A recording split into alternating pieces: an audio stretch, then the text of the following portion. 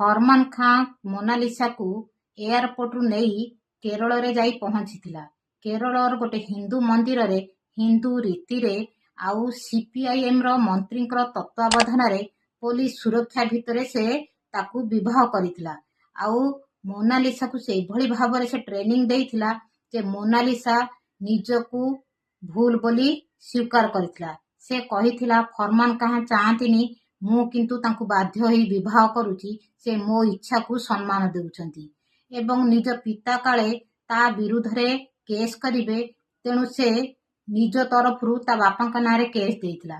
କହିଥିଲା ମୋ ବାପା ମୋ ପାଇଁ ବଡ଼ ଶତ୍ରୁ, ତେଣୁ ତା ବାପାଙ୍କ ନାଁରେ ମଧ୍ୟ କେସ୍ ଦେବାକୁ ପଛେଇ ନଥିଲା।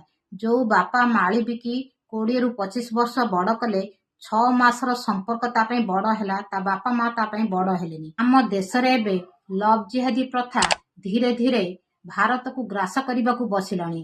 ଆମ ଦେଶର ଧର୍ମ, ସଂସ୍କୃତି, ପରମ୍ପରା ଧୀରେ ଧୀରେ ଲୋପ ପାଇବାକୁ ବସିଲାଣି। ଏହାକୁ ସଚେତନ କରିବା ପାଇଁ ଯାଇ ଆମର ଫିଲ୍ମ ପ୍ରଡ୍ୟୁସର ମାନେ କେରଳା 1, କେରଳା 2 ଭଳି ଫିଲ୍ମ ମଧ୍ୟ ପ୍ରଦର୍ଶନ କରିସାରିଲେଣି। ଏହାକୁ ଦେଖିବା ସତ୍ତ୍ୱେ ଭାରତର ନାରୀମାନେ କିପରି ସଚେତନ ହଉନାହାନ୍ତି, ଭାବିଲା ବେଳକୁ ଭାରି ଦୁଃଖ ଲାଗୁଛି। ଏତେ ତଳକୁ ଖସିଗଲେଣି ଏଇ ନାରୀ ସମାଜ, ସାମାନ୍ୟ କିଛି ସୁଖ ପାଇଁ ନିଜର 25 ବର୍ଷ ପାଳନ କରିଥିବା ବାପା ମାକୁ ମଧ୍ୟ ଭୁଲି ଯାଉଛନ୍ତି। 5-6 ମାସର ସମ୍ପର୍କ ତାଙ୍କ ପାଇଁ ବହୁତ ବଡ଼ ହେଉଛି।